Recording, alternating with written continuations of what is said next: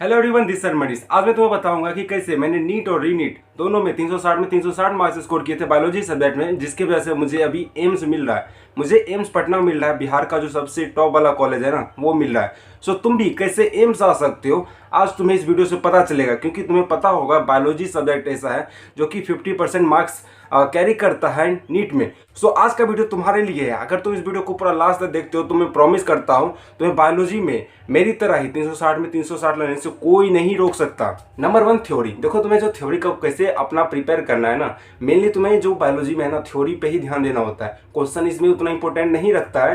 बाद में तुम्हें बताऊंगा कि क्वेश्चन कैसे इंपॉर्टेंट रखता है और कितना तुम्हें क्वेश्चन किस तरीके से प्रिपेयर करना है, वो चीज़ें मैं बाद में बताऊंगा। लेकिन अभी थ्योरी के बारे में बताता हूँ। देखो, थ्योरी के लिए तो अगर तुम सोच रहे हो ना कि सिर्फ मैं एनसीईआरटी पढ़ लूँ, मेरा सब कुछ हो जाएगा, आराम से 360 आ जाएंगे, नहीं हो पाएगा।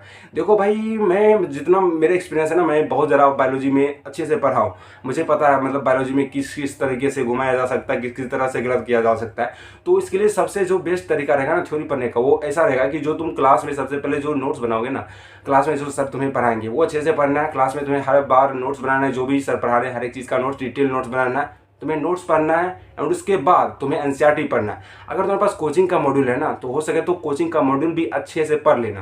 देखो, मैं कोचिंग का मॉड्यूल इसलिए बोल रहा हूँ पढ़ने के लिए क्योंकि उसमें बहुत सारा एक्स्ट्रा इन्फॉर्मेशन होता है। जैसे कि उसमें बहुत सारे पहले जो एआई पीएमटी के टाइम पे जो क्वेश्चंस आते थे उसके थ्योरी लिखे होते हैं। अगर वो तुम्हें अभी अगर तुम पढ़ लेते हो, अगर फ्यूचर में कहीं से भी पीछे वाला अगर कुछ रिपीट होना होगा, अगर कोई पीछे का क्वेश्चन अगर आना होगा तो वो तुम कर लोगे। एंड इसके अलावा बहुत सारा ऐसा थ्योरी होता है जो कि तुम्हारा कॉन्सेप्ट को ओवरऑल बिल्ड करेगा, स्ट्रॉन्ग करेगा। सो उसको पढ़ना बहुत ज़्यादा इंपॉर्टेंट हो जाता है। एंड इसके अलावा बहुत सारे पीवाईक्यूज होते हैं ना, जो कि पिछले आ चुके हैं एंड जो आने वाले हैं, मतलब जो नहीं भी आए थे ना एआईपीएमटी के टाइम पे, बहुत ज़्यादा मतलब हाईलाइटेड रहते थे उस टाइम पे, एंड नहीं आए थे, वो भी तुम्हें वहाँ पे मिल जाएगा। सो तुम्हें अपना जो कोचिंग का मॉड्यूल है ना, उसको पक्का ही पढ़ना है। एंड कोशिश करना कि जो भी तुम्हारा मॉड्यूल और नोट्स में जो भी तुम एक्स्ट्रा इन्फॉर्मेशन लिख रखे हो, हर एक चीज़ को तुम अपने एनसीईआरटी में जहाँ पे तुम्हारा ब्लैंक स्पेस है वहाँ पे ऐड कर देना। बिल्कुल, मैं अपना वाला दिखा दूंगा, मैं कैसे एनसीईआरटी में सारी हर एक चीज़ को ऐड कर रखा था, वो मैं आपको साइड में दिखा दूंगा। आप इसको देख लेना एंड आपको समझ में आ जाएगा कि कैसे करना है। एंड बहुत लोग एक गलती करते हैं कि एनसीईआरटी को है ना पूरा ही हाईलाइट कर देते हैं। ये मैं बहुत अपने दोस्तों को भी देखा था कि पूरा एनसीईआरटी कलर कर रखे हैं पूरा हाईलाइटर से। ऐसा नहीं करना है। देखो, एनसीईआरटी को तुम्हें बस इस तरीके से हाईलाइट करना है। मैं अपना बताता हूँ। देखो, जो कुछ कुछ वर्ड्स होते हैं ना, कीवर्ड्स होते हैं, मेनली वही एग्जाम में पूछा जाता है, उसी पे क्वेश्चन बनता है। जैसे कॉटन बडवर्म को कौन कौन सा मतलब जीन का वो डालते हैं ना, क्राई वाला, तो वो वाला सिर्फ वो दो जो वर्ड है ना, सिर्फ वो दो वर्ड को ऐसे हाईलाइट कर देना। कुछ भी एक्स्ट्रा चीज़ें हाईलाइट नहीं करना है। एक्स्ट्रा चीज़ें हाईलाइट करोगे फालतू में तुम्हारा टाइम वेस्ट होगा। जब तुम बाद में एग्जाम से जस्ट एक दिन पहले या फिर कभी बाद में अगर तुम पढ़ना चाहोगे ना, उस टाइम पे डिफिकल्टी हो जाएगी। इसके लिए तुम यही कर सकते हो कि यार सिर्फ जो इंपॉर्टेंट वर्ड्स है ना, जो कि पूछे जाने वाले हैं, सिर्फ उसको हाईलाइट करो। एंड बाद में जब तुम्हारे पास अगर कम समय है ना और एनसीईआरटी तुम्हें पढ़ना है, तो उस टाइम पे बस हाईलाइटेड पॉइंट्स को भी पढ़ के तुम्हारा काम हो जाएगा। ऐसा होता है जिससे बहुत हेल्प मिलती है ड्यूरिंग एग्जाम टाइम। कम टाइम में बहुत ज़्यादा आप रिवीजन कर लोगे इस तरह। नंबर 2 है क्वेश्चन प्रैक्टिस। देखो, तुम्हें क्वेश्चन प्रैक्टिस पे भी उतना ही ध्यान देना होगा जितना थ्योरी। क्योंकि थ्योरी से तुम पढ़ते रहोगे ना तो चीज़ें लंबे समय तक याद नहीं रहेगी, परमानेंट मेमोरी में नहीं बैठ पाएगी। क्योंकि एक्टिव रिकॉल रिक्वायर्ड होता है, तभी जाके ब्रेन हर एक इन्फॉर्मेशन को सेव करता है। जब तुम थ्योरी पढ़ रहे होते हो तो दिमाग के सामने बस पैसिवली सब कुछ जा रहा होता है, तो उन चीज़ों को हमेशा के लिए परमानेंटली दिमाग स्टोर नहीं करता है। जब तुम सेम ही चीज़ का जब क्वेश्चन प्रैक्टिस करते हो तो ब्रेन रिकॉल करता है कि ये इन्फॉर्मेशन कहाँ लिखा था, कैसे लिखा था, इसमें क्या क्या चीज़ें हैं। और जब वो रिकॉल करता है तो उन चीज़ों को परमानेंटली सेव कर लेता है अपने ब्रेन के मेमोरी में। सो तुम्हें ऐसा ही करना है, मतलब हर एक चैप्टर का परफेक्टली मतलब जितना हो सके प्रैक्टिस करते जाना है क्वेश्चन। हर एक चीज़ का मतलब एक तो होता है कि एनसीईआरटी वाला प्रैक्टिस करना है, एनसीईआरटी के लाइन्स, वन लाइनर क्वेश्चन, वो तुम्हें प्रैक्टिस करना है। वो से तुम रिकॉल करते जाओगे तो हर एक लाइन तुम्हें याद हो जाएगा। ठीक है। इसके अलावा होता है एक हाई डिफिकल्टी लेवल के क्वेश्चन, जो कि थोड़ा सोचने वाला, थोड़ा लॉजिकल थिंकिंग वाला क्वेश्चन होते हैं, जैसे कि असर्शन रीजन हो गए। असर्शन रीजन तुम एनसीईआरटी के डायरेक्ट लाइन तुम्हें अगर याद भी है ना, फिर भी तुम नहीं कर पाओगे, क्योंकि वहाँ पे तुम्हें लॉजिकली सोचना पड़ेगा कि हाँ ये एक्सप्लेन कर रहा है कि नहीं कर रहा है। इसके अलावा करेक्ट इनकरेक्ट, जो कि सिली मिस्टेक बहुत ज़्यादा करवाता है, इस पर भी बहुत लोग ध्यान नहीं देते हैं। इस पर ध्यान देना है, तभी जाके तुम अपना सिली मिस्टेक्स को कम कर सकते हो और 360 में 360 परफेक्टली स्कोर कर पाओगे। सो तुम्हें जो अभी चीज़ें पहले सबसे पहले तो ध्यान देना है कि एनसीईआरटी की हर एक चीज़ तुम्हें याद हो जाना चाहिए। इसके लिए तुम बेसिक क्वेश्चन करोगे जो कि तुम्हें मॉड्यूल PYQs इन दोनों से हो जाएगा। इसके अलावा तुम्हें जो एडवांस लेवल का प्रिपरेशन करना है ना, उसके लिए कुछ तुम्हें बुक्स खरीदनी पड़ेगी, जैसे कि MTG का बुक हो गया, AIPMT के टाइम पे जो बुक्स होती थी, मतलब प्रीवियस ईयर के क्वेश्चन, वो भी कर सकते हो AIPMT वाली। वो करोगे ना तो उससे भी काफ़ी अच्छा प्रिपरेशन हो जाएगा। एंड कुछ कोचिंग्स हैं जो कि बड़े बड़े कोचिंग्स हैं, जैसे एलन हो गया, PW हो गया, आकाश हो गया।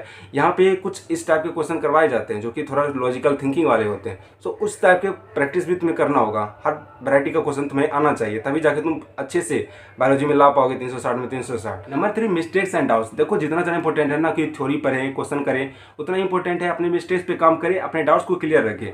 जो भी तुम्हारे मिस्टेक्स होते हैं ना, जैसे कि तुम क्वेश्चन सॉल्व कर रहे हो ना अपने मॉड्यूल में या फिर कोई भी बुक्स का, तो वहाँ पे बहुत सारे गलती हो जाएगी, कुछ चीज़ें होगी जो तुम्हें याद ही नहीं होगी, वो तो तुम डायरेक्ट एनसीईआरटी से फिर से देखोगे तो याद हो जाएगी, ठीक है। लेकिन कुछ होता है जो वो कंसेप्चुअल गैप होता है, कुछ चीज़ें समझ में नहीं आती है, मतलब कुछ क्लियरिटी नहीं होती कुछ बातें। सो उसको तुम्हें क्लियर करना है अपने टीचर से क्लियर कर लो। अगर टीचर से नहीं कर पा रहे हो तो गूगल पे कर लो, कहीं से भी करो, लेकिन क्लियर करते जाओ। क्लियर करते जाओगे ना, तभी जाके तुम 360 से जो तुम्हारा 30 मार्क्स 40 मार्क्स जो कम आ रहा है, मतलब 320 आ रहा है, 330 आ रहा है, तो वो जो 30-40 मार्क्स कट रहे हैं ना, उसको तुम फिल कर पाओगे, उसको तुम मतलब स्कोर कर पाओगे। सो इसके लिए तुम्हें हर बार अपने जितने भी डाउट्स हैं हर एक को क्लियर रखना होगा। एंड जो भी तुम मिस्टेक्स कर रहे हो क्वेश्चन करते वक्त, जो भी तुम्हारा मिस्टेक्स है, कुछ चीज़ें मान लो रिकॉल नहीं हो पाई, कुछ चीज़ें तुम सही से पढ़ नहीं पाए इसलिए मिस्टेक्स हो गई, उन चीज़ों को तुम जब एनालाइज करोगे ना, कि जैसे मैं करेक्ट इनकरेक्ट का कुछ गलती करता था, मैं अपने टाइम पे मैं अपना बताऊँ तो मैं जैसे करेक्ट को इनकरेक्ट कभी कभी पढ़ लेता था, तो उस टाइप की गलतियां हो जाती। तो उसके लिए मैं क्या किया था कि मैं जब क्वेश्चन पढ़ता था ना, जब भी करेक्ट या इनकरेक्ट देता था, तो मैं वहाँ पे थोड़ा सा पॉज करके एक बार अच्छे से पढ़ लेता था, उसको घेरा कर लेता था किसी भी तरह, बस मतलब उस चीज़ को ध्यान में रखता था कि हाँ करेक्ट यहाँ पर पूछा, यहाँ पर इनकरेक्ट पूछा। उस चीज़ को मैं गलती करना धीरे धीरे कम किया, तभी जाके ऐसा हो पाए। सो आपको भी ऐसा ही करना है, करेक्ट इनकरेक्ट का ध्यान रखना है, असर रीजन में चीज़ें देखना है कि कहाँ पे क्या स्टेटमेंट गलत है सही है, इस चीज़ को ध्यान देना होगा। कहीं पे सिली मिस्टेक तुम कर रहे हो ना, कि मतलब बिल्कुल ही रेडी मिस्टेक हो जा रही है, मतलब तुम पढ़ रहे हो इंटरप्रेट कुछ और कर दे रहे हो, गलत पर इंटरप्रेट कर दे रहे हो, तो उस चीज़ को भी आपको आइडेंटिफाई करना होगा कि मैं इस टाइप की मिस्टेक कर रहा हूँ, एंड इसको तुम्हें सुधारना होगा, अपने से ही सुधारना होगा, तभी जाके तुम परफेक्टली 360 में 360 ला पाओगे। मैं भी ऐसा ही कर करके अपना मार्क्स इंप्रूव किया था बायोलॉजी में, एंड 360 ला पाया। आल्सो अगर तुम बायोलॉजी से पढ़ते हो ना, तो तुम्हें एक डिफिकल्टी बार बार फेस करनी पड़ेगी, वो ये है कि तुम एग्जाम्पल्स बार बार भूल जाओगे, एग्जाम्पल्स अच्छे से याद तुम्हें नहीं रहेगी। किस जैसे कि एनिमल किंगडम हो गया, प्लांट किंगडम हो गया, मॉर्फोलॉजी हो गया, इसमें बहुत सारे एग्जाम्पल्स होते हैं जो कि बच्चे भूल जाते हैं मेनली, कि ये इसका मेंबर था या उसका मेंबर था, ये उसका वाला एग्जाम्पल था कि उसका था, मतलब इस तरह से बहुत सारा कन्फ्यूजन होता है। तो इसको तुम कैसे सॉल्व कर सकते हो ना, इसके लिए मैं अपना बताऊँ मैं कैसे करता था। सो मैं हर एक चीज़ का निमोनिक्स बना लेता था। स्टार्टिंग में तो मैं प्रॉपरली हर एक चीज़ का निमोनिक्स ही बनाता था, क्योंकि मुझसे याद नहीं होता था। बाद में भले ही सब कुछ याद हो जाता है, मतलब धीरे धीरे जब प्रैक्टिस करते जाओगे, क्वेश्चन करते जाओगे, तो चीज़ें याद हो जाएगी। लेकिन स्टार्टिंग में तुम्हें निमोनिक्स बना लेना चाहिए अगर तुम्हें चीज़ें याद नहीं रहती। निमोनिक्स कैसे बनाते हैं, जैसे कि कोई प्रॉपर बहुत सारे एग्जांपल्स हैं, ठीक है, तो उसका एक प्रॉपर एक वर्ड बना लेना है, एकदम छोटा सा वर्ड बना लेना, उसको तुम्हें यूज़ करना है हर एक चीज़ को रिकॉल करने के लिए। इस पर अगर तुम्हें डिटेल में जानना है तो यार नीचे कमेंट कर देना, मैं एक प्रॉपर सेपरेट वीडियो ही बना दूंगा जो कि तुम्हें बहुत हेल्प करेगी। सो तुम नीचे एक कमेंट कर देना। एंड इसके अलावा तुम जो निमोनिक्स बनाओगे ना, इसको बार बार तुम्हें रिवाइज करते रहना होगा। निमोनिक्स भी अगर तुम रिवाइज बार बार नहीं करोगे तो भूल ही जाओगे। सो आज का वीडियो इतना ही था। अगर तुम्हें वीडियो पसंद आया तो यार लाइक कर देना, चैनल पर नहीं हो तो सब्सक्राइब कर लेना। बाकी अगर तुम्हें 12-12 घंटे पढ़ने का हर दिन हैबिट बनाना, कि कैसे 12-12 घंटे हर दिन पढ़ते हैं, कोई भी एग्जाम में टॉप करते हैं, तो ये वाली वीडियो देख लेना। मैं इसमें बताया हूँ कि कैसे मैं 12 घंटे पढ़ता था, जिसकी वजह से मुझे एम्स मिला।